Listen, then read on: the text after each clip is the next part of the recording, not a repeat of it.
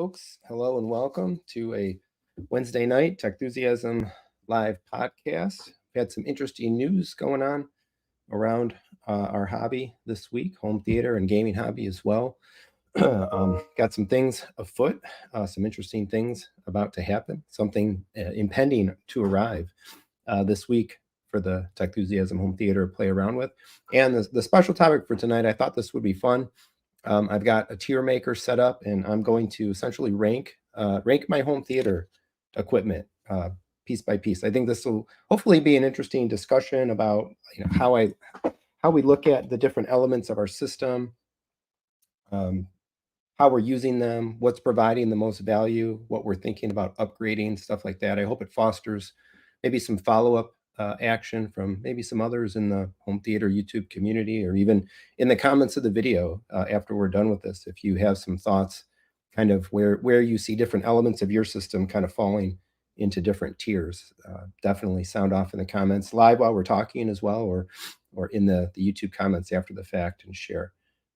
So that's what I had on the agenda for tonight. We'll see who all shows up, what other questions and maybe other items come along as well. So as you're coming in, please hit the like button, all that stuff, sound off, post something in the comments. Let me know who's there. Let me know where you're from. Hopefully some of our regulars show up. Hopefully we see some new faces like always.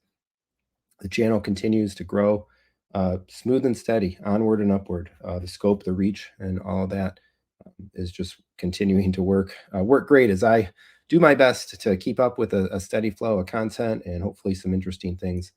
And that for everybody out there, this year has definitely proven to be a little bit of a challenge. So, of course, one of the always stalwarts of the Techthusiasm community, Julius, welcome.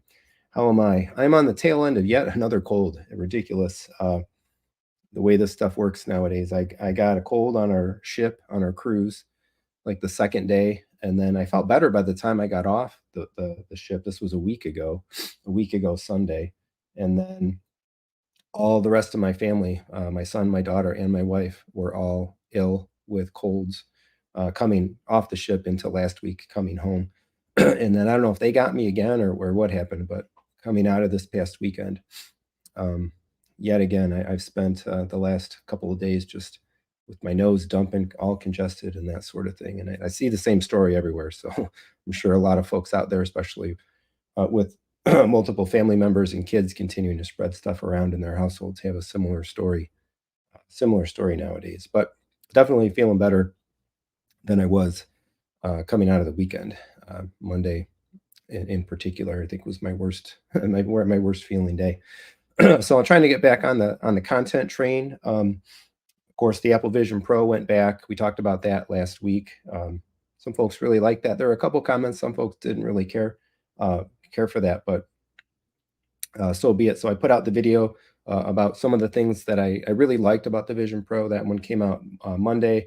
I'll have the flip side of that coming this Friday, talking about a handful of the things that I thought were not so great with regard to the Vision Pro, some things that need for improvement. And then I will, in a third video, probably the third and final Vision Pro video for the time being, really break down Vision Pro as a home theater device, and why I didn't keep it obviously as a key home theater device for myself.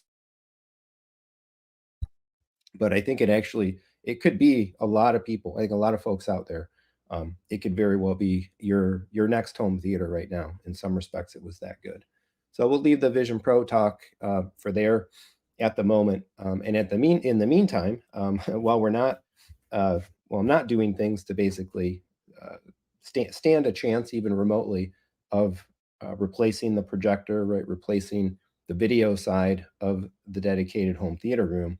I've got something coming tomorrow that I've been waiting for a while.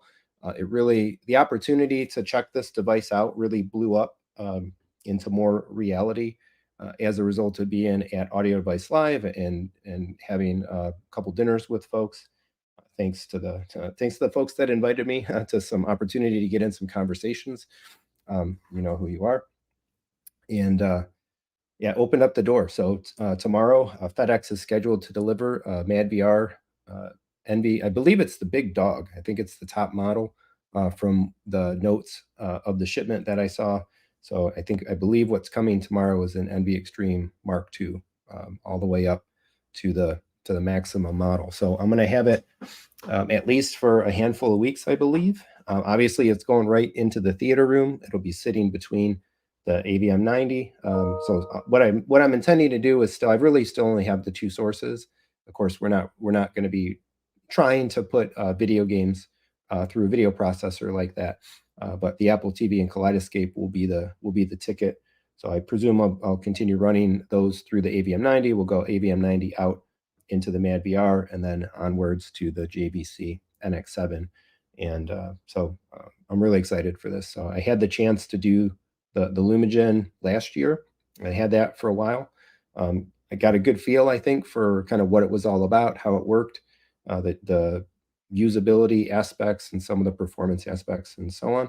And I'll be doing the same around the MadVR. So if anybody has specific things that you want to know about the MadVR, you'll have your opportunities. Post away in the comments here or in other videos. I still try to keep up reading comments everywhere that I can and responding, at least hitting the hearts always. And let me know what you're interested to learn, know, see, demoed. I hope to do everything with it. I hope to run through all of its different capabilities, really blow out the use of the menus and the usability. We've got integration, of course, with the projector. We've got integration with Control 4, integration with Kaleidoscape, and bringing all of those different things together, hoping to A/B compare a lot of content as well with various MadVR algorithms on versus JVC algorithms and all that, and hopefully arrive at a really good perspective on how impactful and everything that it really proves to be in the room. As aspect ratio control, of course, everybody knows I'm big on that. Still been continuing to just use the lens memory, zoom up, zoom down, and all of those sorts of things. So it'll be fun. It'll be fun for sure. And no necessarily long-term commitments coming out of it. It's a demo opportunity, review, make some content, hopefully be able to do some live time with it as well. When I had the Lumagen, we with Chris Deering actually did that long kind of live stream blowing out the details, showing the Lumagen off, and maybe we'll be able to do the same. Maybe I'll be able to do the same here once the MadVR is in my hands as well. So super excited for that. So look for a whole lot of discussion in the coming weeks. That'll kind of become a bit of a cornerstone of my conversation and upcoming content here for a little while. So in the news, quite a lot in the news. Basically, Disney handed over their physical media distribution and I think production rights to Sony. So Sony is the consolidation of the physical media industry continues. I read the Digital Bits is kind of one of the places that I go for that types of news. I like Bill and his articles and stuff that he writes there. I saw some other opinion pieces on this suggesting that this is actually like a really good thing, hopefully, for physical media in general, because Disney isn't always known for the best encoding qualities and so on. But apparently Sony is. Sony does a better job with their physical media results and output. And so I saw a lot of fanfare over the last couple of days, or saw some fanfare anyway, being very excited about the prospect of like everything being redone by Sony, basically. It was almost kind of comical reading it. It's like basically an appeal to them to just re-release everything, redo Star Wars, redo the Marvel Universe, and all of this with kind of like Sony known physical media quality. So that's a interesting development, and we'll see too if it has any impact. I can't imagine that it'll necessarily impact Kaleidoscape at all, since they have good relationships with both of those studios, and whether digital distribution and physical assets and stuff, all of those, I think they behind the scenes they all kind of gel into what Kaleidoscape ends up offering. We'll see what happens. We'll see what happens there. I suppose if they end up doing new encodes, new high fidelity encodes for physical media of a lot of the Disney content, we'll know if we see a lot of movie upgrade downloads issued for the Kaleidoscape. That'll be an interesting thing to watch out for, actually. So if you're a Kaleidoscape owner and you have a lot of Disney content downloaded, to your servers. Let's see what happens in the coming months if we get a lot of upgrade notices that new encodings and new audio, audio tracks and video encodings and whatnot may be coming to Disney content. It'll be interesting to see. A couple comments here. Michael Lawless said, "I'd like to see the connection. So many inputs and outputs on the Lumigens I don't get to use." Yep. So definitely on the MadVR, we'll be talking about all of those things. CV Moore said, "Definitely enjoyed your talk with Chris when you had it. Hopefully get one of the MadVR guys on to do the same." Yeah. Yeah. I'm going to do everything I can to definitely maximize the time and the content value, learning opportunity, and get as much as I can out of having that as possible. Certainly leading to the idea, if it leads me within this calendar year, of course, to wanting to go ahead and spend the money on a video processor and which one and all of that. And I've seen MadVR at a variety of demonstrations now, mostly at like industry event, trade show kind of things. Saw it at Audio Advice Live, saw it at another kind of like Sony dealer-ish event that I was invited to. But it's always different, of course, being able to see something, but then experience it in your own space and really use it in your environment. So I think that'll be pretty cool. Also, one other topic I want to mention in the news is the gaming industry really blew up in the last several days, talking about was Microsoft going to exit the console business? Was were they going to release games on Sony? Is Sony going to open stuff up? There's so much interesting like business news, and I've mentioned a number of times. I always like paying attention to the business aspect of the companies operating in my hobbies and in my interests and stuff like that. So I guess the good news is we may be seeing faster releases on PC. Sony did confirm that there's not going to be dropping games on Xbox anytime soon, but the statements are probably out there around PC. So as I continue my eternal console debate, and this is the year potentially of the PS5 Pro, we'll see what happens along those lines. I'll probably be retreading the same circular debate that I often have treaded multiple times. So, all right. So let's jump into this tier list. We'll hit one question here and we'll jump into this kind of tier list idea. All right. Eddie Magambo, welcome. I think that's a new name. I don't believe I've seen before. Are there any good budget options for $239 for scope screen? See some decent options with silver ticket, and then some really high dollar options from the likes of Screen Innovations, Stewart, and so on.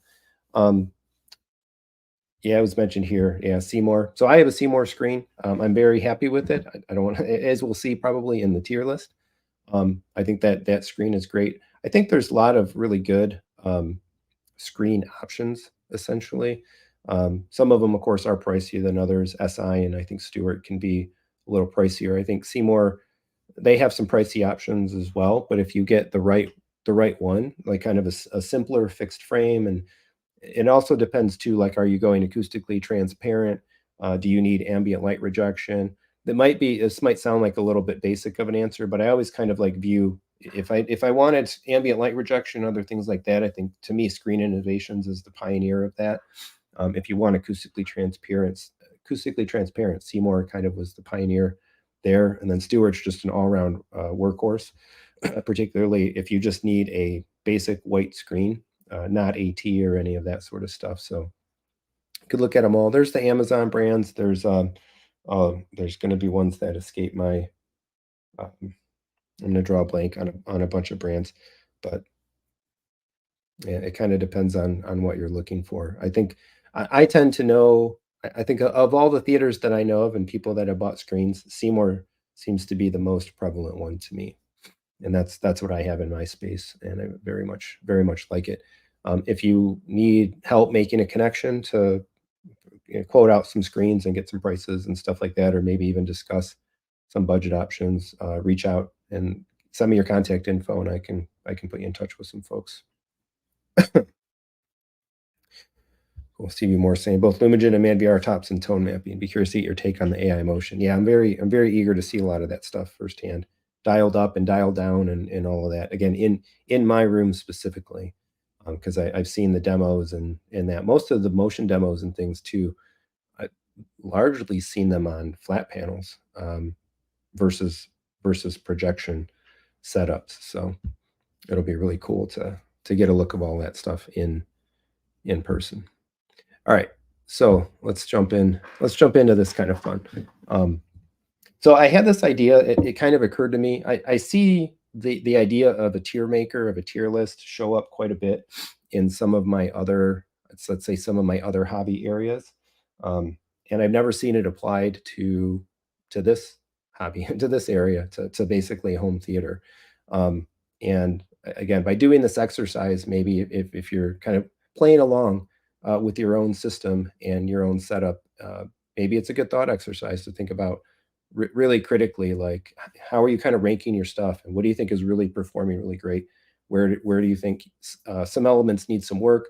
Where do you think you really want to spend, your next money going into your system, and all of that? So this this kind of thing where I normally see it is in gaming and other stuff like that. So my son and I have mentioned this a lot. We're big into the Marvel Champions. Actually, really big into the Marvel Champions right now. We're playing this box set as we speak. There's a big game going on in the living room over there that I'm sure we'll pick up again tomorrow. But I see people tier listing all the time, like tier listing the heroes and which ones you play, Marvel Snap and stuff like that, right? Tier listing cards and tier listing things. And so again, to me, it gives a thought exercise to say what's working really well and maybe where's there some opportunity for improvement. So I gave it these categories. I was trying to think. The one thing that I didn't want to do with this idea as well is just say like, okay, this is good and like this is bad, because actually, from my perspective as well of my own system, while I think I can be critical certainly about some of the stuff that I still have in there, and there's still like roadmap ahead of me to be able to improve things and upgrade this or upgrade that. I don't, everything's really working, quite honestly, holistically at a really great level. I would say, in fact, I even kind of recorded a video all about like contentment, contentment in your system, contentment in your electronics, and contentment in your home theater. And I may redo it because I don't think it hit the right beats that I actually wanted to conversate. But even in some ways, like with the channel, as it being a bit of a vloggy focused channel, kind of talking about my experience of the things that I'm doing in home theater, there's definitely been a little stretch here where like I'm completely happy with so much of what I've got going in my systems that I don't really feel a lot of need to shake it up or change a lot. And so it's like, well, okay, what am I going to talk about if I'm not consistently trying out some new stuff or putting some new things in? What does that mean for channel content? So I think I still have plenty of stuff that I can talk about, of course, because I like to be able to make videos about how best to use the things that how I best try to use the things that I have, and learning to get the most out of the system and stuff like that. So again, my ranking here isn't necessarily based on like this thing is good, and this thing is bad. Although I guess you could say there's a little bit of, regardless, there's a little bit of an inference as such, because if something was really great, then it wouldn't be up for potential upgrading or changing. But the thing about a tier list as well is it's a little bit of a spectrum, right? So not everything can be the best. Some things have to be the best, and there still has to be a best, even a best of the worst or whatnot. So I gave these names kind of a little bit along those lines. Not again, not like super great, average, poor, terrible, because again, I don't think I have anything that um, falls necessarily into a terrible. So what the spectrum that I laid out here is kind of like totally rocking, meaning like this device is just like it's doing everything that I wanted it to do in the system. I feel it's really stable. It has a very long term potential likelihood and outlook of staying in the system. It it is like way above what I was hoping to get out of it, in terms of whatever the different spectrum might be, because there's a whole bunch of different things in here. There's audio devices, there's video devices, and so on. And I am ranking both the theater equipment and the living room equipment kind of all together, because in some ways it kind of does represent a bit of a singular system or extensions essentially of my system. So the next one is above expectations, meaning it's meeting still exceeding my expectations in terms of what it's doing in my system, the impact that it's having, again, and the likelihood that it's probably going to be here in the same form for quite a while to come. Again, but above expectations, very much a delight to use. The middle one, it kind of hits the beat of like that average kind of tier again, and but I call it doing the job, meaning that it's not bad to be in this tier by any means. It means that the device is it's doing the job. It's performing. Um, it's delivering, it's providing features and capabilities and benefits and so on to the system. That it's nice, it's stable, um, but it's maybe not as excitingly impactful, right, as the stuff that kind of resides above it. So the fourth row, yellow row there is needs thought, meaning that this is an item that it's still, it's working. I'm using it. It's doing good work. Um, but maybe there's some doubt, or maybe uh, there's some reason to debate that this could be on a bit of a shorter roadmap, um, less than a long-term roadmap, but not like an immediate, like this thing needs to go type of perspective. So I call that needs thought, something that I'm debating a little bit, I'm considering, but I'm still kind of like happily using. And again, it's not utterly failing, and it's not listed for sale on ABS forum, or I'm not putting it up for sale in a community post or something like that. And then the last one is I dubbed it ready for change, and that item specifically uh, would be a line where its days are probably numbered in the system, meaning I'm much more poised, I'm much more ready to take an active action to upgrade it, replace it, do something different with it, and move on. So as I go through this will kind of be like a streams of consciousness type of thing. I thought about it a little bit as I was putting the things together. It was natural to consider where some things might fall, but I didn't try to fully super prepare ahead of time as well, because I kind of wanted to strike my perspective fresh on each of these items, and hopefully even perhaps surprise myself a little bit about where I put some things. And so I'm not necessarily going to grab them all in the same order that they're presented. Hopefully, the fonts in terms of the screen share are nice and big.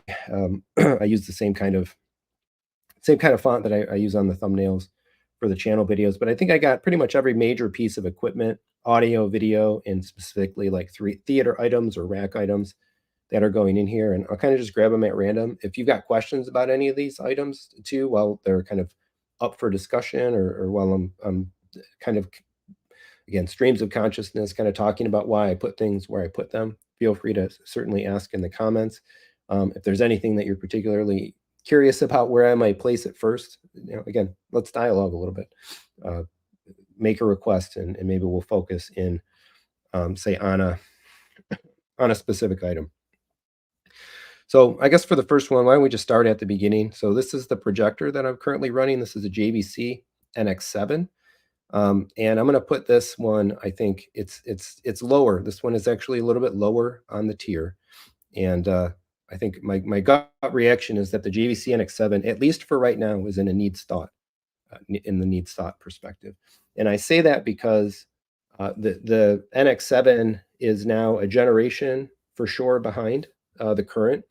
I would definitely would have much preferred to been rocking an NZ, a laser model, for a variety of its benefits over these last couple of years since the NZ model shipped. But I sat back and I held off on that.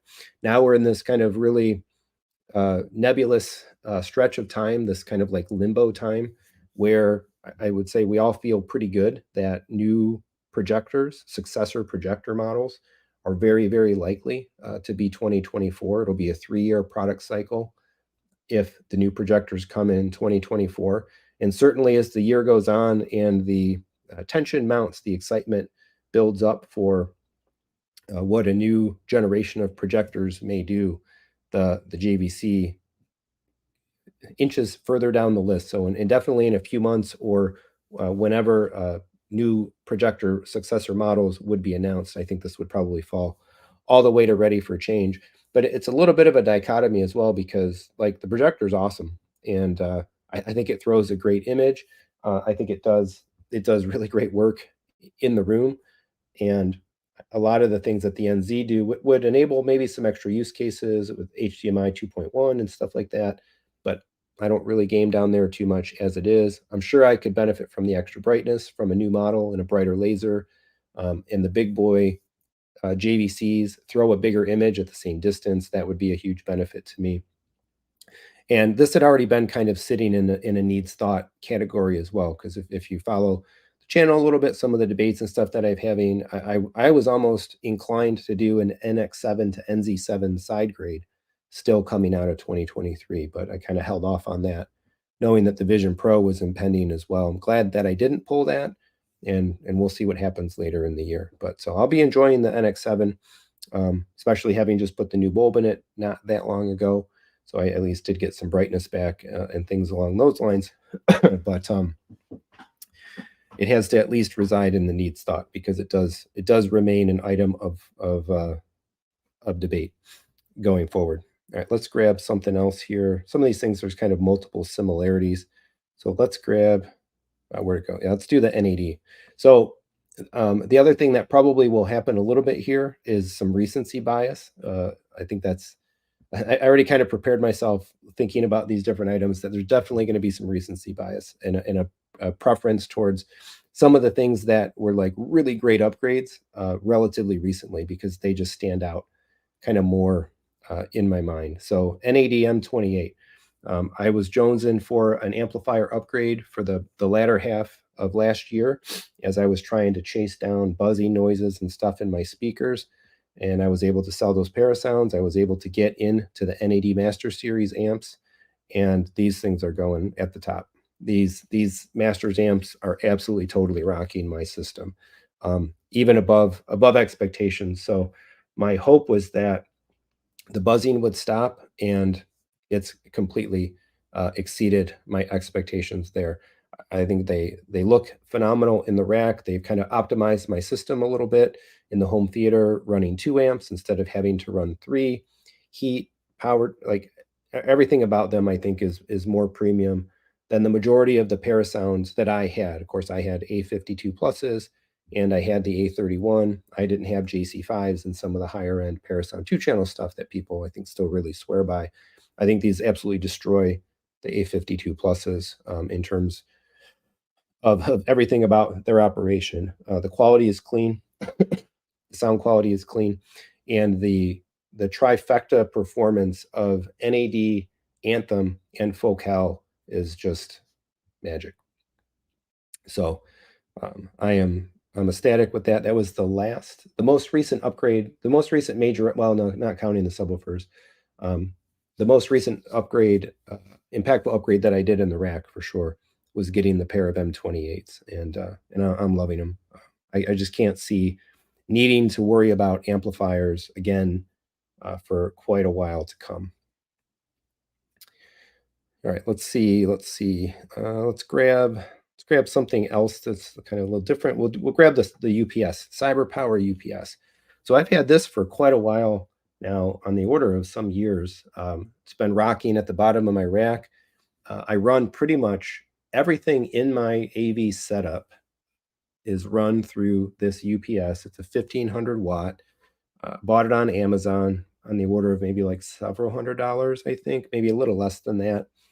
But I run everything through it except the amplifiers, and then the subwoofers that are in the theater and the projector that's in the theater. So literally, even my television that's in the living room and the Apple TV and the switch that are behind it run a power line down to the rack that are also plugged in to the UPS. My Anthems are in the UPS, my gaming PC, the Kaleidoscape, and so on. And so I researched UPSs on and off a good bit in order to pick up the CyberPower that I did.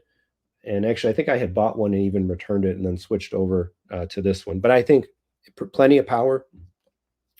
All of my equipment, of course, is in a room separate and removed from being either in the living room or in the theater itself. So a lot of times UPSs like this can be noisy. They can have fans and be noisy, but my stuff is in that room, so that doesn't really matter, thankfully. I didn't get the super network connected one and all that stuff, so the thing just kind of runs, and I'm just going to put it in the doing the job. I think this is a perfect example of something that's doing the job. It's seamless in the system. It's protecting all of my stuff. When we have power outages, we actually have a whole home natural gas generator that we installed at our house when we built it here. and that thing is freaking fantastic. After having that, I would want to make sure to have a auto switching generator on any home, ideally that I might live in the future. But there's still like this several seconds of transfer because we don't have batteries backing up the system. And so I love the fact that all these expensive electronics, well, the majority of them, of course, again, not the amplifiers, but all the rest of these expensive electronics and stuff are protected on a UPS. When we have the power outages, power goes down, everything goes black. 7 seconds later, the generator is running and power is restored to the household. It keeps everything level across those transitions and stuff. So absolutely doing the job. I don't think I need more. I don't think I need to downgrade it to worry about anything less. Um, and even actually before I got the Parasounds, I was still running my amps on this, which might not have been the smartest choice. However, once I had all three Parasounds stacked up, it would trip when they powered on. It would trip the UPS. It was pulling too much there. And that's when I decided that I wanted to plug the amps into something else. So yeah, doing the job, absolutely doing the job. There again, cyber power. I did a bunch of research. It's pure sine wave. It's got power, like the power kind of regeneration thing.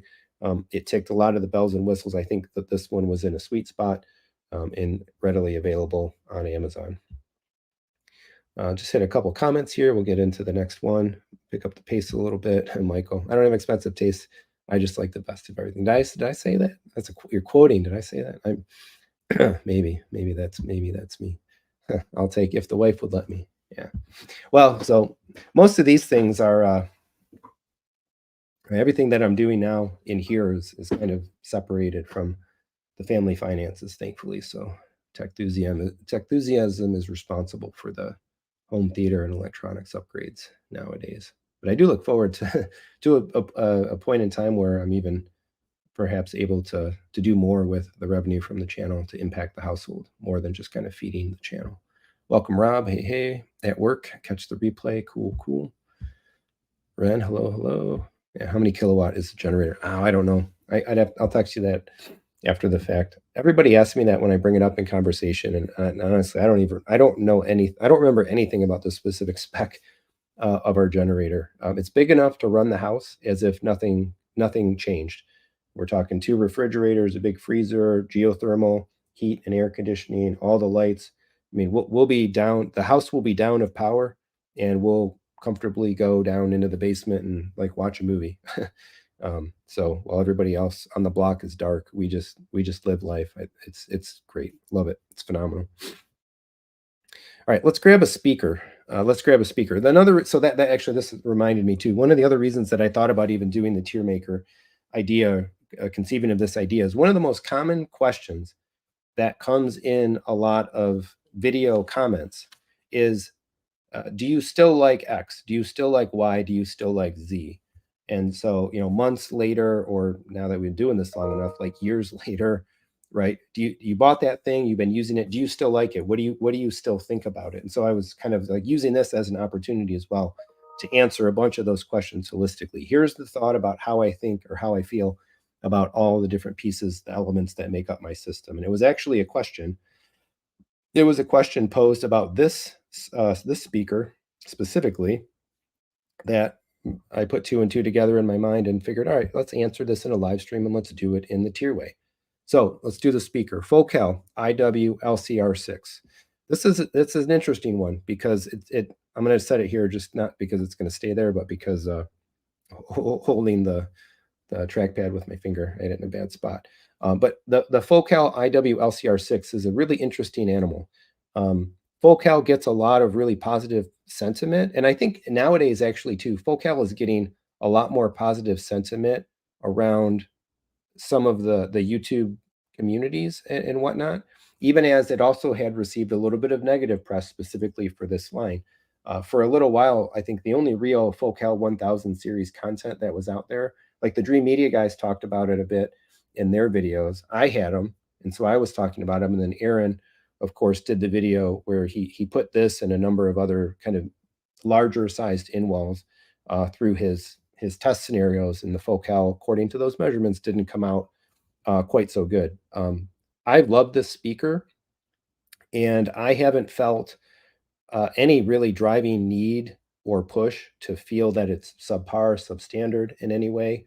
I've had a number of folks, dozens of folks, come through my room, demoing stuff, and everybody is floored by the crispness, the clarity, the detail, the volume, the presentation of this speaker. And so I've got them in the theater, three of them behind the screen. I've got two of them in the living room. So I mean, I'm literally just even watching the news on these speakers every night, right? Or just watching kind of broadcast TV or wrestling, whatever it might be that I just kind of throw the TV on, as well as music and other things as well. I think it's fantastic, and so and even now, again, I think the brand and some of these speakers are picking up a little bit in a little bit more content. I know Audioholics just announced they were doing stuff with Focal. One of the Audioholics guys, Teo, I think, is building out a complete Focal 1000 series room. I can say, great, it's awesome. I love having a complete 1000 series room. They're going even to the next level with theirs. They're doing utopias and stuff like that, and that's where, if I stay in the Focal line, I would hope to get to. So I'm not putting this in totally rocking. I'm going to hold it back at least from the top row, and the reason for that is there's still a level above, and that's the utopia. And I would, at some point in time, maybe not 2024, but who knows, probably into 2025, depending on how things continue to evolve with this whole endeavor and stuff that's going on. There may be some utopias, hopefully, here in the household. So, sound quality wise, performance, I still consider the Focal IW LCR6 above my expectation. I think it's a great speaker, and I would highly recommend, if you're considering in walls and you have any um, inclination to like Focal as a brand, the 1000 series line is stellar. I give it my complete endorsement.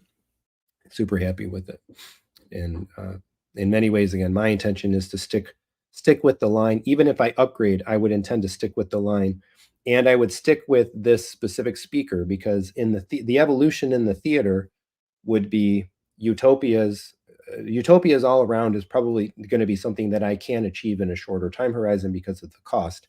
So operatively, what would happen would be utopias replace these IWLCR6s behind the screen, but then the IWLCR6s go into the side and rear surround positions of the room, and then the IW6s go up into the ceiling. And we basically step every different speaker position up a level, kind of up a tier. Michael's asking, what brand do you consider if you didn't stay with Focal?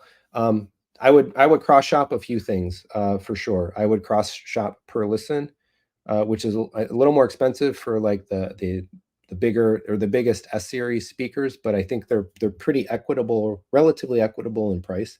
If I'm shopping something like Utopias, um, versus those S series. I like the Anthem brand, and Paradigm is out there. Paradigm has launched new in-walls. I feel like, actually, if I were really going to go off brand out of Focal too, I would say it's even a little premature to just name a couple of those that are kind of obvious picks to go research, because I really feel like this architectural, building out a cohesive line of architectural speakers representing like big models to small model to medium models to small models to in ceiling specific models is something that more and more of these manufacturers are starting to do right now.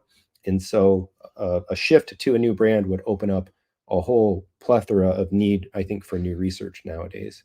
So there's some that I would look at right off the bat, and then I would go looking more kind of beside that. So, no question here. The Apple TV Zoom is ready for change, considering its new one is launching this spring. Well, it hasn't been announced yet. All right, let's do that since it's on the docket here. Apple TV.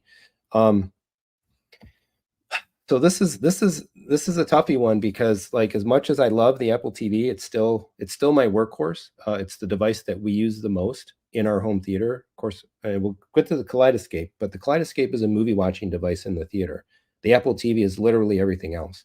And if I were to map that out on a spectrum of time, it's got to be like 10 to 1 hours or something like that. That the Apple TV is running some piece of content relative to the Kaleidoscape. Who knows? Maybe even a bigger ratio. But at the same time, of course, tvOS 17 left a little be desired, right? We lost the iTunes apps, we got the TV app. Um, and then flipping back again, like the TV app is really was the linchpin of like the Vision Pro. So and I think there's so much potential there. So I think I got to put it maybe in the middle. It's doing the job. Um, it's doing the job for me right now.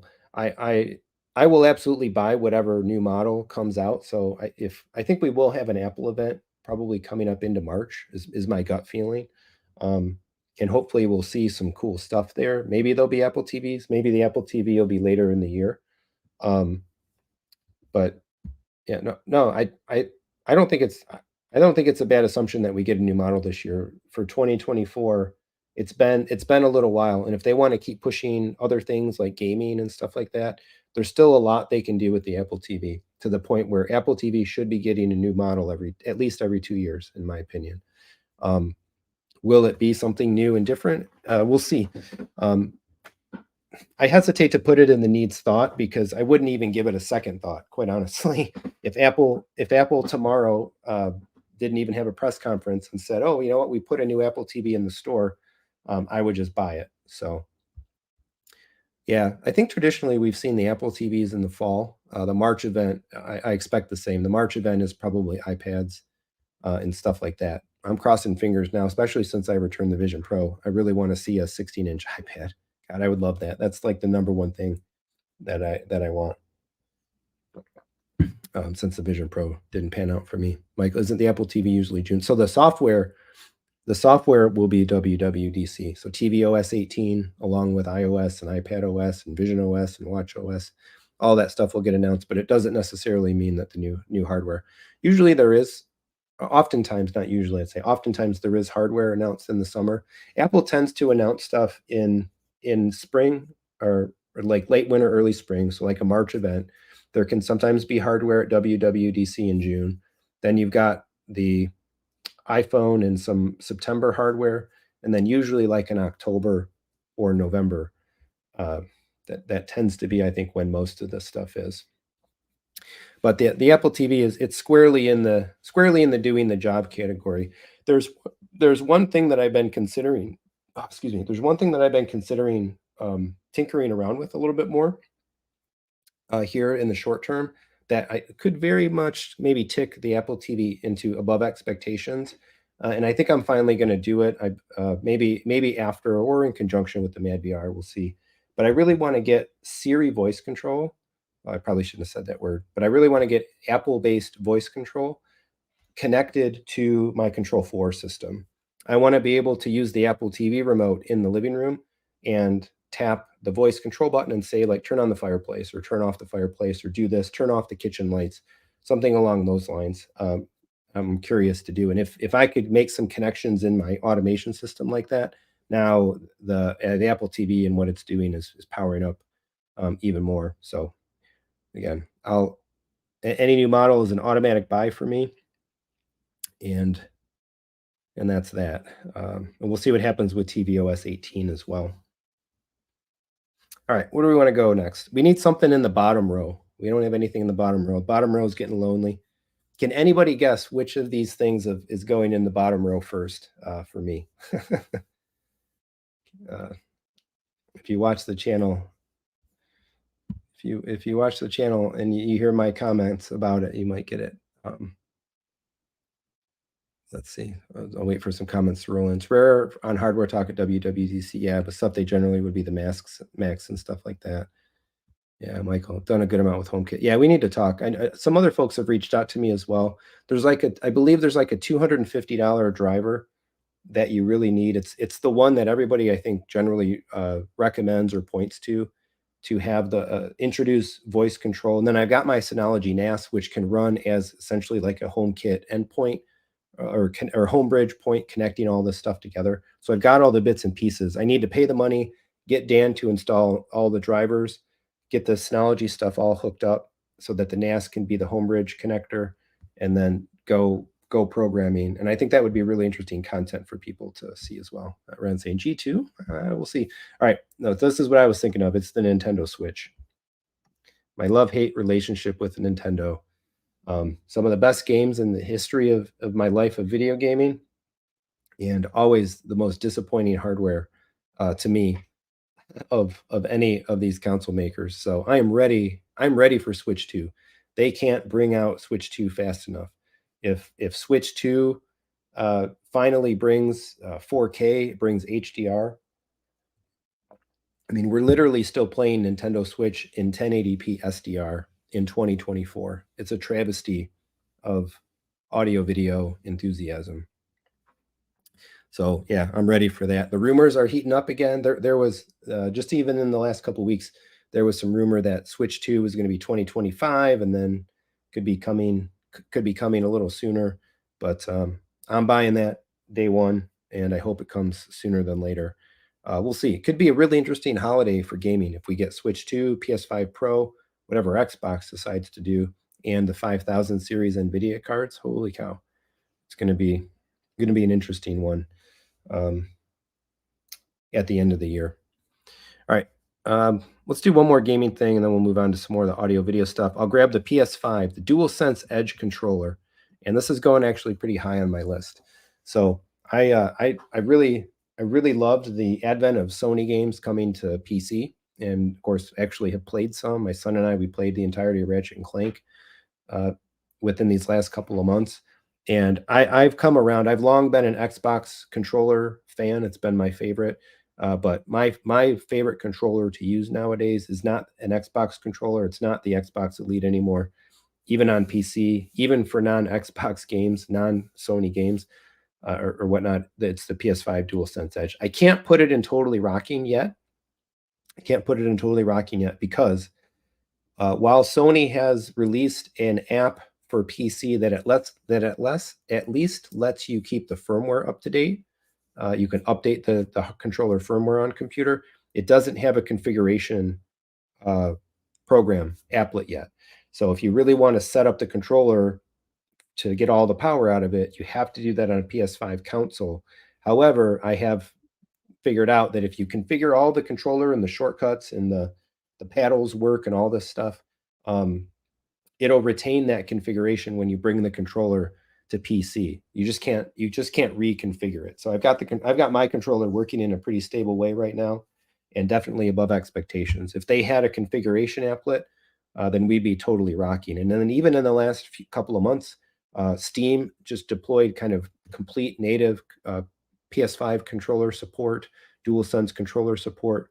It's really really great, and I'm really really digging it to the point where recency effect probably even puts it first in the above expectations list. Because I've had the speakers now for a couple of years, and they're a known super happy quantity. But the PS5 controller has really come on new.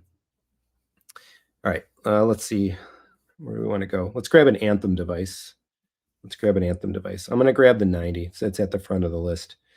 So it was just within these last few months that I was able to make the AVM 70 to AVM 90 upgrade.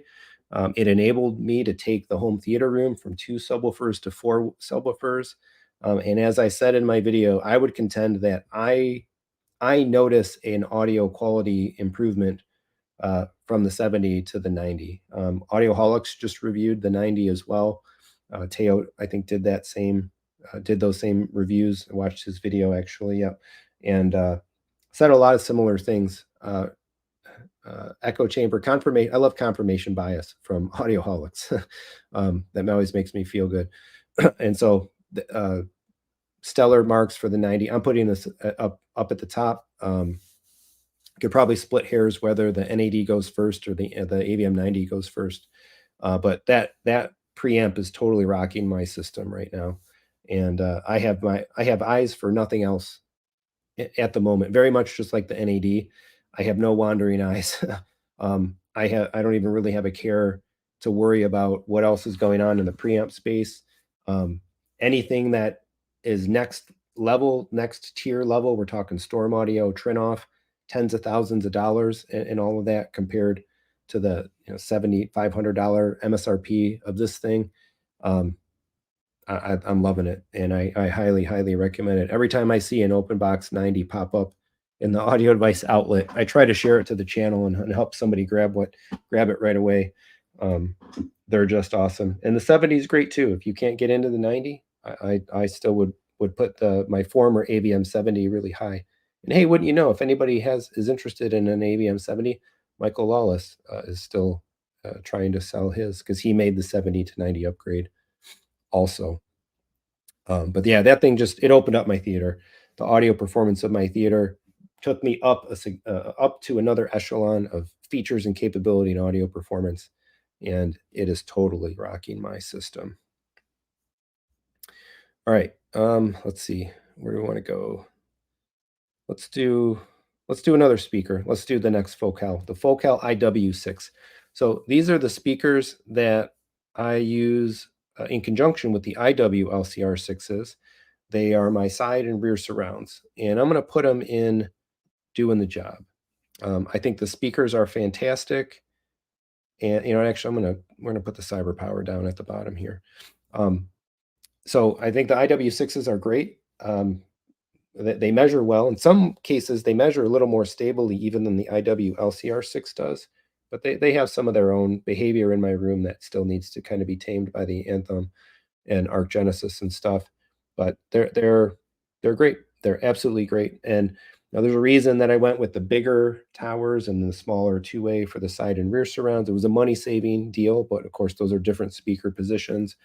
And again, if I make the Utopia upgrade, I'm definitely hanging on to these four IW6s that I have, and they're going in the ceiling.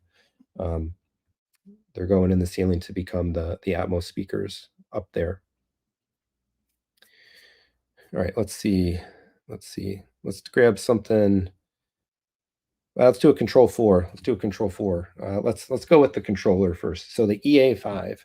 The EA5 is kind of one of those things that sits in the system, and I don't really think about it all that much.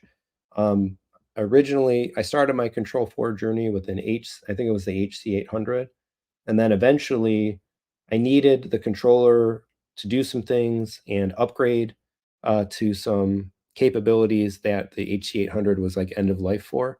And so I more or less had to buy the EA5 at the time. Control 4 has already revved again. So there is a new series of controllers, the Core, or is it right? The Core series, I think is what they're called. But there's a new generation that's been out for a little while already that kind of has eclipsed the EA5. However, if I look at my EA5 and I think about like all of its inputs and outputs, what I'm using it for, what it's controlling, I don't think I have any deficiencies really. So this is probably doing the job. I haven't encountered it's still getting all the updates, it's still getting driver updates, it's still getting in, and I haven't added anything to my system that the EA5 can't manage. So I don't feel a pressing need to upgrade this. I'd rather not spend the money on upgrading it. It's quite honestly like spending money on a new automation controller, a couple $1,000 is like the least sexy thing to buy for your AV and home entertainment setup. It's just like it's money that you have to spend. I was actually disappointed when I went from the HC800 to the EA5 because it was opportunity cost. There's certainly other things that I would have rather bought. I bought it because I needed to keep my system going, keep my system working. So definitely doing the job. Probably at the tail end, definitely of the doing the job spectrum. All right, let's get something else that's a little bit lower here. I'm going to grab the Xbox Elite controller and very quickly we're going to drop this in needs thought because I'm certainly contemplating just replacing all of my Xbox controllers with DualSense controllers, either by using the PC. Now that everything's connected with Bluetooth, the PS5 controllers would work, and I still even switching everything over to Bluetooth, we still have problems. My son and I actually we beat the hero side of the story mode of the original Lego Batman, an old game, admittingly, but the hour and a half, I think a few days ago, that we played, we had to restart the game twice still because the controllers just went unresponsive, and so I think a long time ago, a couple years ago now, Microsoft broke their controller reliability in firmware in a way that they've never recovered from. So definitely needing some thought, and probably even before the projector, what I'm going to do with these controllers. All right, let's grab the Revelation chairs. So these came into the system towards the end of last year. I think these things were transformative for my enjoyment of using the theater room. Sitting in them is to me so much more comfortable than the couch was. It's a commanding presence and creates a connection to the screen that the couch could never do. I am incredibly more comfortable versus sitting in these supported and whatnot versus being kind of like melting more into the couch. Super happy with this. Love the upgrade, and it's definitely going in one of the tops. I'm just not sure. Are we totally rocking, or are we super happy and we're definitely above expectations? I think it could kind of go like either the tail end of totally rocking or the front end of above expectations. But I think I'm going to go up here. I think I'm going to go up here. I don't want to fill up the top row, make it too heavy, but I mean the reality is what it is, and I guess I can't not put it in totally rocking. I believe if I recall correctly, that was my favorite of my like 2023 upgrade picks again because it changed the whole feel of using the room. So loving those. Julius asks, is there a monthly fee for Control 4? There's not a monthly fee technically. You have to pay a dealer, of course, to initially set up the system, and there's some things that a dealer integrator can do in the system that you cannot as an end user. And I do pay a yearly fee, which you could break down and say there's divide it by 12 and it's a monthly charge. But I pay $120, I believe it is, a year in Control 4 for the remote access and stuff like that, which sometimes proves really invaluable, being able to open up the house or verify things, change the state of some of the things working in the house. Super valuable. All right, I'm going to drop a couple others. I'm trying to pick up the pace here a little bit. NAD M23, we're going up in the top as well, and I think the two NADs are just going to sit together. I already espoused the virtues of the M28. The M23 is very much the same, all the same positive arguments. It's a phenomenal amplifier. I love having a discrete two-channel amplifier to drive the two speakers in the living room versus the way that I was kind of running the extra channels of the Parasound before. Build quality, performance, dead silent noise floor, all the things, totally rocking, absolutely totally rocking. Go out and buy some NAD amps if you're shopping. All right, we're getting top heavy. Let's go to the bottom, and I'm going to take my Furman, the other part of my power management system. So I got the CyberPower UPS for everything nominally except the amplifiers. I bought a Furman a little while ago, a relatively cheap one. Might have been only about 150 bucks. I got it from BH Photo, I think it was. But this is going down here in the ready for change. And the reason for that is in the months since I bought this, I've done some more research, and it was introduced to me, or I discovered that Furman actually makes a very specific version of their power protection mechanisms that is geared for amplifiers. And that's the only thing I have plugged in to my Furman. So why I missed that or whatever, I didn't do enough due diligence. I should have bought the high current specific Furman made for amps, and I didn't. So at some point in time, I think the one that I would be looking at, it's a couple $100, and at some point in time, yeah, I just need to buy the new one, throw this one on Facebook Market for $100 or whatever. Let it go. It's a very minimal upgrade compared to some of the other things that I'm looking at for this year. No brainer. But with all this other expensive equipment, you never want to hamstring your stuff. So maybe it's marketing too. Maybe it's not. I don't know. But if that thing is telling me that this one is made for amps and it has high current modes and all that, a couple $100, I'd easy ready for change. Ready for change there. All right. Let's do now. It's going to start. It's going to get harder here pretty soon. All right. Let's grab the subwoofer SVS SB16. These are definitely going up. Recency effect as well. Getting four of these monsters into the room. I think, as I said in my review, I think they outperform for me in my space, what I want out of them. I think they're a superior option to the Arundels. Um, I think we're going above expectations just because we've already got a lot in kind of the totally rocking, but I'm going to put them at the front of above expectations, almost probably breaking in to the top row as well. Um, Super happy with these bases. Bass has never been better in my room, so loving those. All right, so the last of the Focal speakers, the ICW6. These are the rounds. These are in the theater. I got 4 of them. They do the Dolby Atmos immersive overhead responsibilities, and I'm going to put these in needs thought. I think in many respects, yeah, they're doing the job. But I have to be honest, I was a little disappointed in the ICW6s. If you go back and watch from a while ago, really early in the channel, I unboxed all those speakers when they came in.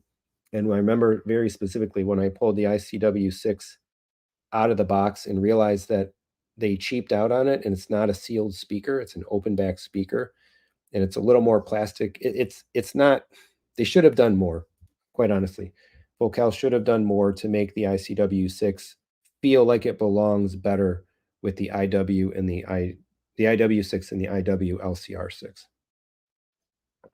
So it's in the line, it's doing the work in the place where it belongs, but um, I was disappointed a little bit in just the fit and finish of that speaker, not necessarily its performance. But it probably can go to the bottom of the needs thought. I look forward again to the cascading upgrade where the Utopias go in the front, the bigger IW LCR6s go in the side in the rears, and then the IW6s go overhead. And I would hope as well that it even have a little bit less noise bleed from the theater up into the living room because the IW6s are sealed backs and the ICWs are open. So that was a disappointing side effect of those as well. All right, gaming PC. Let's grab this one. I think the gaming PC. This is hard. This is getting hard. In many respects, it's not going up top. I know that. It's not totally rocking. Yeah, I love it. I love the fidelity. I love um, Steam that they brought the Steam Deck UI to big picture mode. I love the PlayStation presence on PC. Those things are all really pushing it towards the top. I look forward as much as expensive as it'll be. I look forward to 5,000 series NVIDIA cards coming and what those things are going to be capable of. But it still remains challenging to use in some respects. Again, we had controller disconnection issues. The PC really doesn't work well or doesn't work at all with like the HDMI splitter to be able to game very easily in 2 zones, whereas like a PS5 on the HDMI splitter was just awesome, was magnificent, and worked great. So it has that deficiency. Um, I don't know why, but the thing turns on all the time. I'm really curious actually how much this is contributing to my electric bill because I see the PC is now available when I didn't do anything to wake it up, but it goes through these wake up and sleep cycles, and I don't really care for that. So it's got to be a combination. I'm going to put it in needs thought. I'm going to put it probably less. It needs less thought than the NX7 needs. Um, but I think it falls in the needs thought. It's definitely an element of the system that I'm going to continue debating and thinking about particularly this calendar year. And if the PS5 Pro looks awesome, prepare to have me like renege on everything that I've said about being committed to PC gaming and stuff. We'll see where that goes. Right. Anthem. Let's do the other Anthem or another Anthem. MDX 16. I had to buy this. This kind of almost fits in the category of like the Control 4 controller. I really didn't want to buy this at the beginning of last year. I bought it because my Control 4 distributed audio system in the house yet again died, and it's a demand from the other members of the household to be able to play music in the kitchen and all that stuff. So I was happy to transition that part of my overall system into Anthem as well because I really like the brand. But it's not a device that made me like excited per se. So I think it's going to go in doing the job, but it's probably doing the job better than some of the other stuff, maybe middle of the pack there. I hope I never have to touch this part of the system for years. So I hope it runs nice and smooth and cool and no problems, because I don't want to spend money on that for a long time to come. But it is a great. I loved being able to, on the positives. I guess I'm saying more negatives than positives. I loved being able to run Arc Genesis in the zones. That's just stellar. That's fantastic, and the audio quality is great. It's certainly, I think, an audio quality step up from the Control 4 hardware. Super happy in that respect. But again, not the most exciting part of the system at all. All right, let's do some of the subwoofer stuff. So in the living room, of course, I've got two 10-inch Triad in-wall subs. That's these right here, uh, bronze level subwoofers. There aren't that many in-wall subwoofer options out there. There are more now than there were before. I bought these a while ago, so in some respects, they're workhorses because I've literally had them in the system close to 10 years. Uh, They were in the original system that went in the house. So these things are still growing strong. That's a real positive statement, I guess, to make about Triad. Um, I'm not all the superest fan of the in-wall subs. I need more bracing in my wall. They tend to shake the wall a little bit, and I get some rattling and that sort of thing. In many respects, I'd rather have just a really good in-room sub, but I don't have it wired to be able to do that. So I think these are doing the job as well. I've definitely considered some options, but unless or until I rip this whole living room wall down, the these subs are definitely staying where they are. They'll probably be with me for a little while to come. And they definitely do work. They rumble the room. They add some bass. Uh, they add some bass to the space. The living room it makes it good. It adds a dimension and it makes it good. All right, Synology NAS. So this is part of the AV setup because there's some media on there. I have the ability to play that media through Infuse on the Apple TVs. Synology is a stalwart brand of mine. It's been the NAS brand that I've used for a long time. I've had several Synology NASs over the years. Tons of power, lots of app support and capability.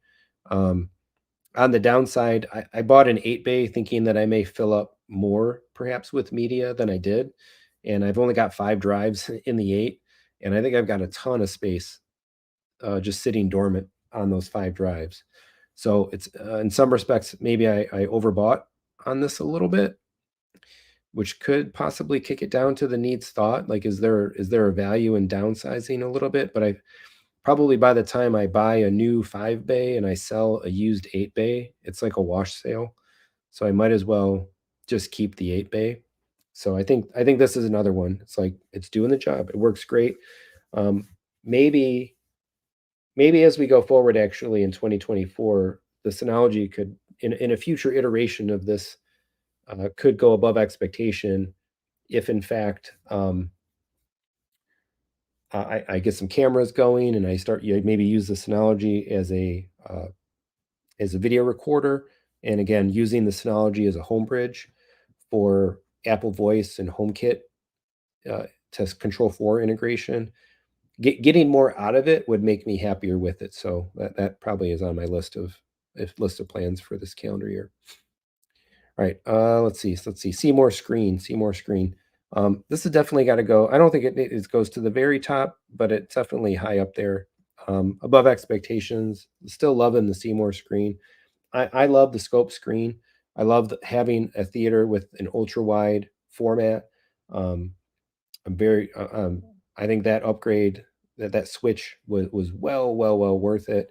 The Seymour screen, it looks awesome, performs great. I love the acoustically transparentness of it. Um, Having audio anchored behind the screen when you're watching movies, there's just no substitute for it when you've got such a big screen, big space, and all that. I loved being able to buy the panels. So I have both the conversion panels to turn the scope screen into a 16:9 aspect ratio. And then I also was able to buy customized 5-inch wide panels that help me fill in the permanently blank space for right now that I can't fill because of my throw distance. I think Seymour offers, like Michael mentioned a while back, I think it's a great company. They do a lot of I think they do a lot of they have a lot of great offerings. They do a lot of great custom stuff. I think a lot of the integrators out there consider them to be like tops to work with. So definitely above, sitting in the above expectations line. Really, really liking the screen. Right. Anthem STR. Anthem STR. Winding down. A couple more picks here. So I think the STR is doing awesome work in my system. It's kind of like almost a set it and forget it device. Again, my audio quality in the living room, Anthem, Focal, NAD is a fantastic combination. I don't think it's quite up here. Uh, it doesn't have a recency effect, and I think the STR is in need of some things in an STR too. It really needs the web UI and some of the command and control features that the AVMs and the MRXs have. It needs an HDMI eARC port. That was an oversight, I think, on the STR itself. And for me, this. So for me personally, the biggest, uh, let's say, the biggest risk factor against the STR staying in my system for the long run is the NAD M66. Um, Actually, the reviews of the M66 are starting to pop up. Darko Audio had one. I noticed it popped up in my feed the other night, and he loved it. He absolutely loved it. So I'm gonna put the STR in the needs thought line, and only because again the M66 is making me think about the STR a little bit more. Amongst the devices, amongst all the stuff that's out there right now that I would love to get some hands-on demo time with would be an M66. So I need to talk to some of my friends and some of my channel partners and stuff and see if we can get one of those. It would be interesting if an NAD preamp unseats an Anthem preamp in my setup. But we'll see what happens there. But if I had to go, but the other thing I'll say too, if I had to go out of pocket for several $1,000s to buy an M66 at full price MSRP, I'm probably loving my Anthem STR because I already bought it and I spent the money on it. And no matter what, it's still working great. But it has competition. It has competition in my system that other elements of my system don't have at the moment. And that's where the thought comes from. All right, LG G2. So now this television is eminently 2 generations old. The G4 is on its way. Bigger TVs are out there. I've got goals and plans and some things I'd like to do in the living room. So I'm in some ways I'm thinking about it, but I don't think I'm really thinking about, say, a G4, a G2 to G4 83-inch upgrade. Like the thousands of dollars that would cost probably is opportunity cost because I'm still more focused on the projector downstairs later this year. But if there's an opportunity to do bigger than 83 to get into a 97-inch something, 100-inch something in the living room, then that's where the thought would come from. So I think we're going to put the LG in the doing the job because that stuff aside, and it's got to go pretty high in the doing the job uh, spectrum, I think. But that stuff aside, like that TV is phenomenal. It looks great on any piece of content that I put on it. It games great. HDMI 2.1, NVIDIA G-Sync, right? All that stuff works. And I did have the problems. I had the power board problems, but those have been solved since I had the power board replaced. No problems. So that would be the other thing. If that was still happening, then this would be a lot lower on the tier list for sure. All right, we're down to 4. Triad rack amps. So these are the rack amplifiers, 350 watt amplifiers that run the bronze triad subs that are in the living room. And I've thought about perhaps changing these out into another like M23, but to be honest, they're subs. I don't think the feature quality of the M23 really matters. The features and quality of the M23 matters as sub amps. And in fact, actually, the rack amps let me do a couple things like control volume. I don't use them for their crossovers, and I don't use them, but at least having the volume control to dial them in at a decent base volume level for Anthem Arc is not something that you'd be able to do on an M23. So I think these are right next to the subwoofers. They almost kind of belong together because the subs and the amps that power them almost really kind of make them one unit. And so they're doing the job. They're down there in the rack, out of sight, out of mind, and given the setup, more than enough bass before things start shaking in ways that I don't particularly care for. And yeah, doing the job. All right, GIK panels. I've been pretty outspoken about these, and I covered it on the channel because uh, I added a number of GIK acoustical panels to the theater room since I had established the channel, and the panels that I bought I wasn't super enthused with quality control and stuff like that. So these are definitely not in the top tiers. Performance wise, love them. I think they're a good value play. If I stripped my room down and I was going to re-outfit it with acoustical panels, I would go looking at Acoustics or some other choices probably before I went looking at GIK again. Um, and so in some ways they're doing the job. Um, I'm not really thinking about changing them because they're all in there. And actually, I've in some respects I've fastened panels with glue and other things that probably wasn't the smartest choice. So in that respect, I'm not rethinking these because I'm just not something that I even care about changing right now.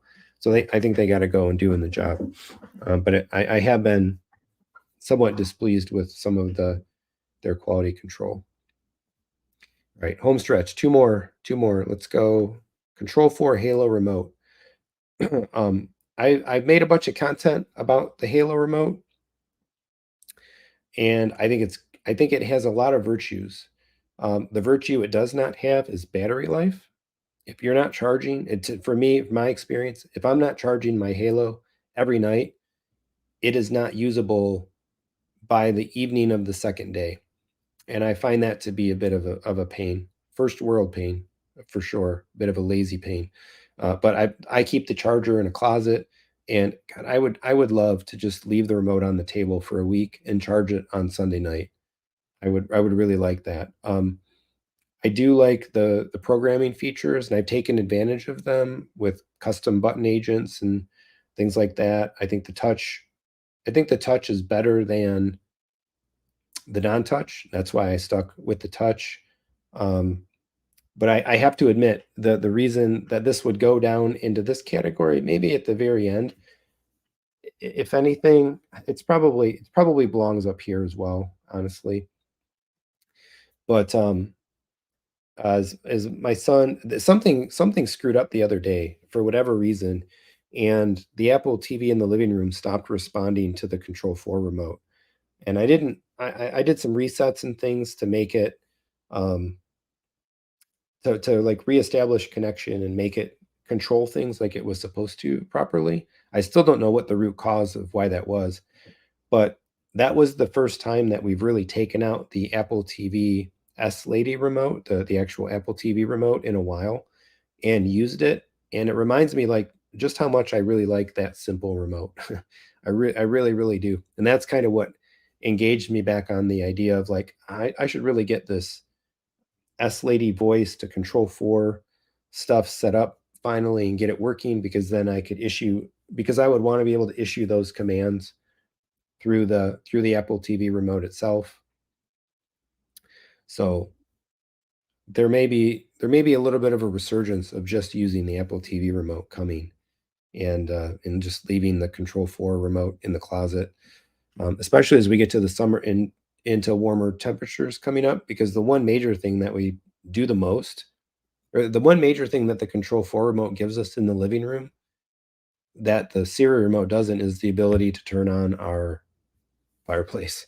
But if I could do that by voice, I've got it. So my speaking of, my voice is really starting to fail here. I can feel maybe I wasn't ready for an hour and a half of live streaming after all. But we're at the last one, Kaleidoscape. I kind of left this for last. All right, let's ask in the chat. Oh, I can't move it. Where does Kaleidoscape belong? Where does anybody think Kaleidoscape belongs? I'm going to drop it right here for now, and I kind of want to answer a couple questions that had come through. We'll tier list the last thing, and then we'll start wrapping up here. So, Mr. Gilmore G, welcome. Hello, people new to home theater gang. Cool, welcome. Got a Sony receiver, Dolby Atmos, DTSX, complete Sony 8-speaker system bundle. You are on your way. Welcome. Welcome to the channel. Welcome to the hobby. And yeah, awesome to have you. Always love seeing new folks get involved. Ron saying, you and your son start watching Bad Batch yet? No, actually, I never really watched that show with him. I had watched season 1 by myself, and I just started watching a little bit of season 2. It's funny, actually, his interest in Star Wars. They're homeschooled, so I can't really say like that he had playground conversations, but effectively they meet up with kids all the time and do all this stuff. So we kind of have had some playground conversations. And he came home the one day and he brought it up a little bit, that all of a sudden he had this interest in Star Wars. I'm like, where's this coming from? Like I've tried to suggest that we watch Star Wars and you never really wanted to, but now like his buddies are talking about it and he doesn't know anything about it, so he needs to watch some Star Wars now. Otherwise, my interests together with him fall in the comic book realm. So we're all into Marvel comics, watching Marvel animation, reading the books, playing Marvel Champions, playing Marvel Snap, all that stuff. So, Michael, will swapping around full cal in walls require sheetrock work or same brackets? So the speakers don't use brackets. You make the cutout, and then on the front of the speaker is an Allen wrench screw that essentially behind the wall flips a arm up and then pulls it tight to the back of the drywall behind it. And so this is where where having speakers in an intelligent lineup is amazing, because the IW6, the IWLCR6, and the Utopia all require the same width of cutout. But of course, the Utopia is the tallest, the IWLCR6 is next, and the IW6 is next. So in the theater, I got bigger problems in the living room if I did Utopias in there because they're so tall. And that leads to me needing to pull the wall down and do some other stuff. But in the theater, all I would have to do is cut out a taller cutout, another whatever 12 inches or something from the IWLCR6 cutout to put the Utopia in, and then putting the IWLCR6s in where the IW6s go, same deal. I just have to extend the height of the cutout at the same width. And then the IW6s in the ceiling, I believe the circular diameter of the cutout for the ICW6s is less in diameter than the width of the cutout for the IW6. So basically, I would just cut out a rectangle that fits the circle cutout inside of it, and boom, I don't have to do any like sheetrock replacement, restoration, or anything like that. And the speakers just naturally slot right in. It's phenomenal. I don't know if they planned it that way, but my hat is off to Focal for the way that that ended up working out. Now, per listen, if I recall correctly, like per listen is slightly less wide than the Focals. So if I were to consider a change to per listen speakers, I've got trouble because now I've got too wide of a cutout relative to what the per listens need. But they also have different overhangs and things like that. So yeah, it would be easy. My life would be easier if I stay in Focal brand because of that. let's see. Oh, this is about the Kaleidoscape. Julius, I think it's about the Kaleidoscape. Very top. Mia saying totally rocking. It is for me. Um, Kaleidoscape definitely above expectations. Probably totally rocking. Yeah. So let's finish this one off. Um, I actually kind of debate whether Kaleidoscape belongs at the very beginning of doing the job, or possibly at the end of above expectations. I don't think it belongs in totally rocking. Um, and one of the reasons I say that is because, and Michael and I actually had some of this conversation offline. The Apple Vision Pro is definitely, even though I didn't keep it, right? I took it back. Um, One of the things that I had said to Michael is like, if this thing is awesome, um, and this then and like an Apple Vision Pro really potentially becomes the future of the video side of the system, then like Kaleidoscape doesn't fit anymore. Um, which is it's like it's an interesting victim of the Vision Pro success, perhaps, because it doesn't exist inside that environment. And I think it was really good. Quite honestly, the video performance and the future home theater application of a Vision Pro is too good, to be ignored. And so, if that's the case, if that's talk like the Wayne Gretzky thing, right? You skate where the puck is going. The puck is going. I think the puck is going there. And for the long run, I would be more making sure that I build up my iTunes library than a library of content with anybody else, at this point. But I took it back, and we're not there. And so, for the interim, until a version 2 in 2 years or whatever, Kaleidoscape still would remain happily remain as the default movie watching source, in the theater. I do think, Michael hit it here as well, right? It can't go in totally rocking when we're due for a new Strato, because we have to leave headroom. I feel like I'm doing performance reviews at work. We have to leave performance headroom, because if it doesn't belong in totally rocking now, but it could get there if, in fact, a new generation Strato comes, in 2024 and catapults it up, because it has like amazing features and new software capabilities and stuff because of new hardware, more memory, different things like that. SSD technology, who knows, right? The new one can do more. We could have a totally rocking Kaleidoscape, in 2024. Um, I think the Prime Terras were awesome, but I don't feel a need to buy one. Uh, uh, if I had unlimited funds, sure, I'd go buy an 88 terabyte, um, Prime Terra Prime, but I don't, and so I'm not.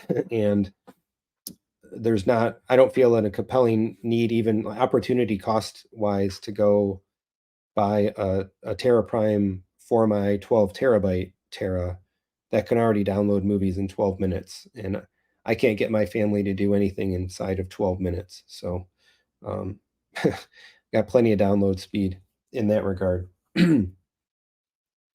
uh, At the same time, again, weighing all these different aspects of it, right? Kaleidoscape has had 2 really excellent years with all of these different things, but some of the stuff has been out a while now. Dista Digital has been out for a while now.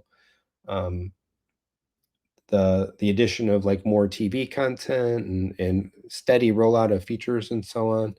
So, I think we're and it's been a little bit. The Terra Primes, again, they were awesome, but they're not as paradigm shifting as a new player will be.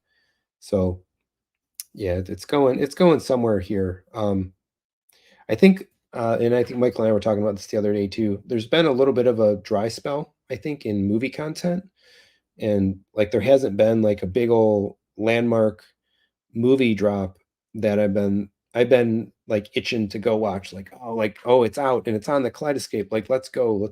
We're watching this movie this weekend, family, because we got it early and we're ready to go. So that's not their fault.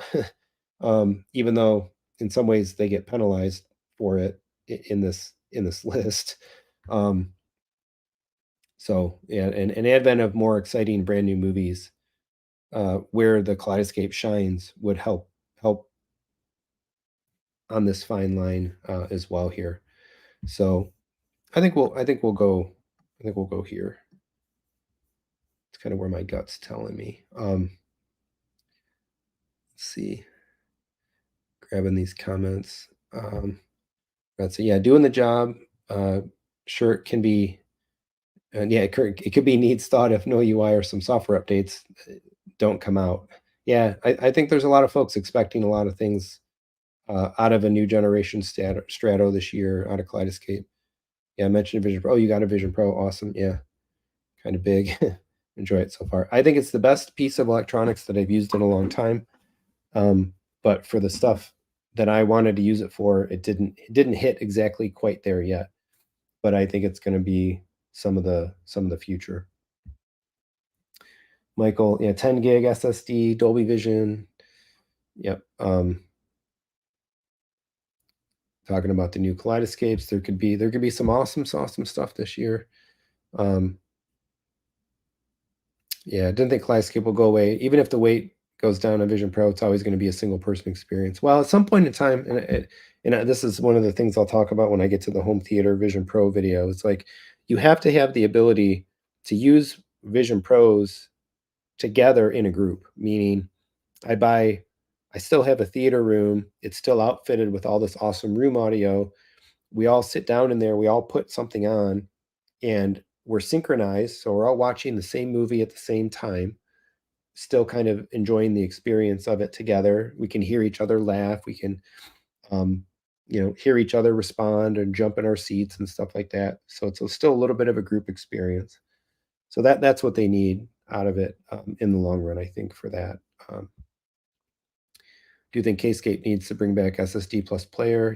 Yep. I think it's the writing on the wall for what a next generation Kaleidoscape could be is so obvious that it's like borderline dangerous. Even if I had privileged information or something about what it might be, I don't even want to talk about what my speculation might be because I would hope that it's like so closely exact to what they actually do that I don't even want to be like be held out for like divulging something or releasing something that I shouldn't have. But all these technologies, SSD technologies, combo player, storage, again, which isn't anything new. They had it in the past. They can do it again with superior technology, better chip, more RAM, Dolby Vision, right? Faster networking, which they already did. Like all these things are so obvious. Just do them. Just do them all. Do them all, get it done, and then start building software on that more powerful device that makes the UI go to the next level. And away we go. And we'll be totally rocking there. Michael saying, yeah, Kaleidoscape was the best money I spent, followed by the AVM 90. Yeah, my pleasure. Yeah, you're still kind of almost in your honeymoon period, whereas I've been a user for, God, 5 or 6 years. So, um, yeah, avatars. Oh, oh, avatars have facial. It would be crazy if we could look right and see your family member and their face. Yeah, communal watching. I think there could be a lot to be said with like communal AR, VR experiences coming up. So, yeah, Ren saying they'll be able to sell more units with single unit and space saving. I agree. I agree. Hit another new low price point, bring more people into the platform and all that stuff.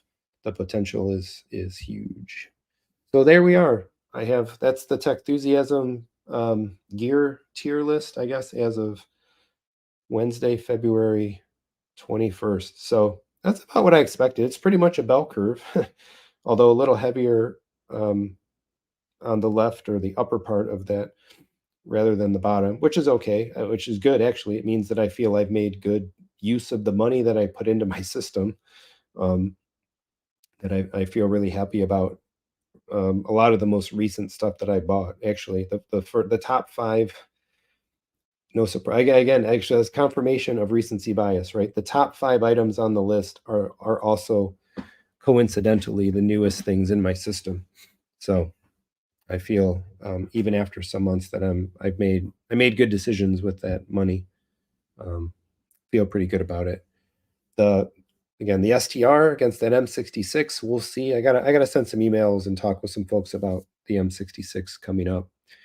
Uh, the ICW6 isn't going anywhere. That's a cascade. The ICW6s aren't going anywhere until the utopias are realized. If that comes to pass, super excited about the projectors, but all we can do is hurry up and wait there. And then we'll see also what happens in the gaming landscape. So there we are. Any final thoughts, questions, comments? Did it end up the way you thought? Any surprises? And again, after the fact, I'd love people to post some of their own kind of like text tier list or something. Let me know where you're at with your systems and your different elements and items and kind of what you're thinking about. Yeah, some Kaleidoscape talk. Dolby Vision requirement is kind of if they ever want to gain traction. Yeah, the high-end TV space is coming on, right? 100-inch TVs, 110-inch TVs. 100 is the new 83. So as those TVs get bigger and bigger, they can become the display cornerstone of higher and higher end systems. And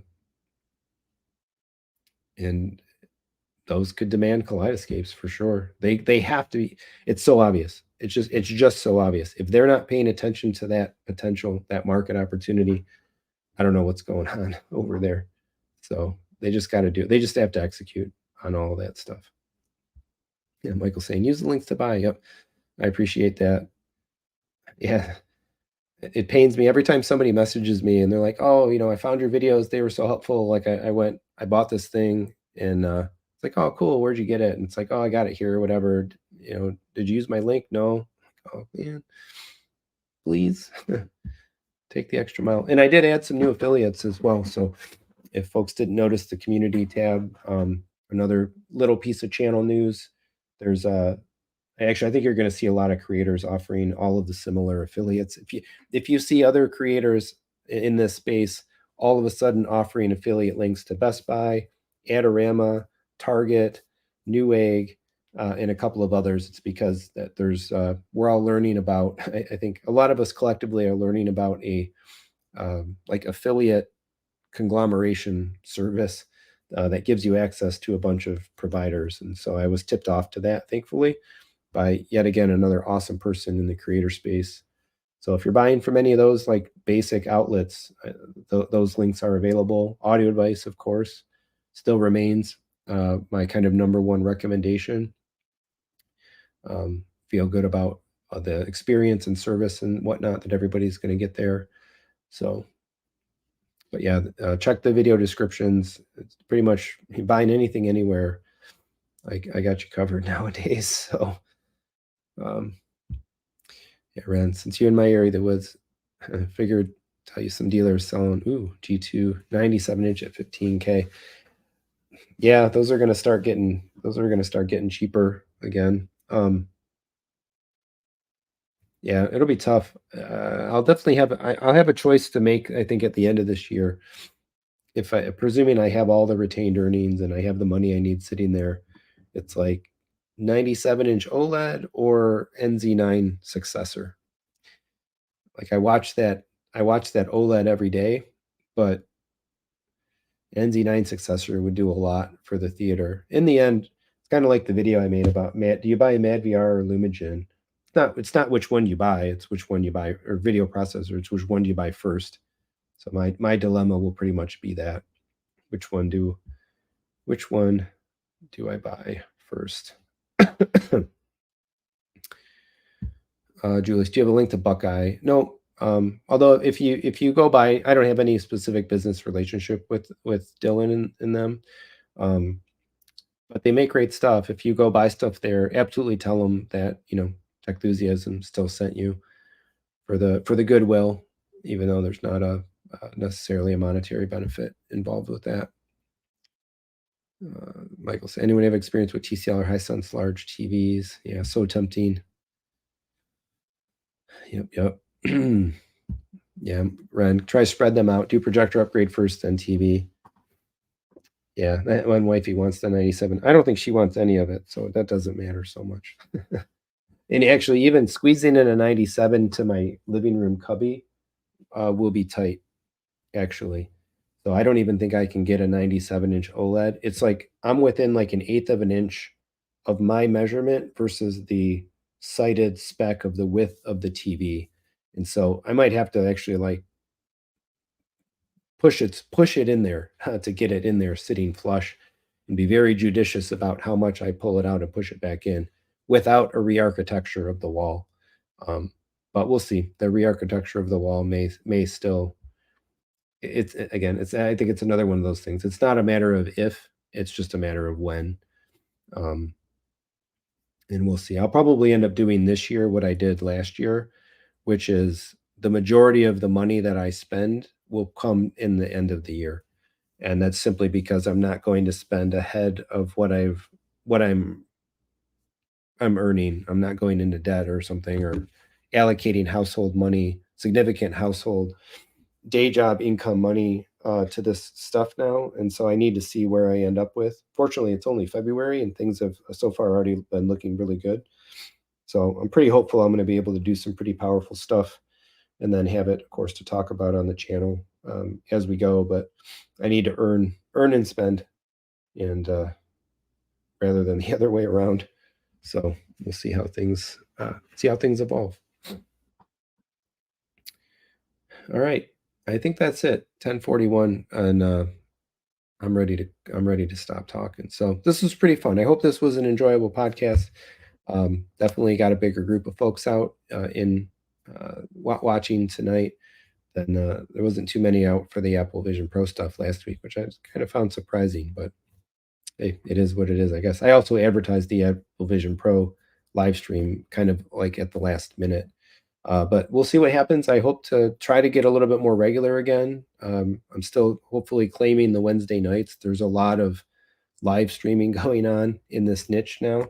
And of course, so I don't want to go uh, scheduling against um, other big podcasts and live shows, but Wednesday night seems to work pretty well. Seems to work pretty well for me. And next Wednesday, if I'm able to get on and we're able to come together at this time again, I'll shoot for the same thing. But the next time we will probably be talking MadVR in some form or another. So if it's supposed to arrive tomorrow, you can rest assured I'm getting it in the system right away, and then hopefully have some time into the weekend to really spend some time with it, get it rolling, get it rocking, and all that. So, all right, Julius, thanks. It was enjoyable. Yeah, and hopefully, I'd like to see other folks do this. I'd love to see other folks in the YouTube creator space maybe try this out and see all the different elements of their systems and how they really see their system and where their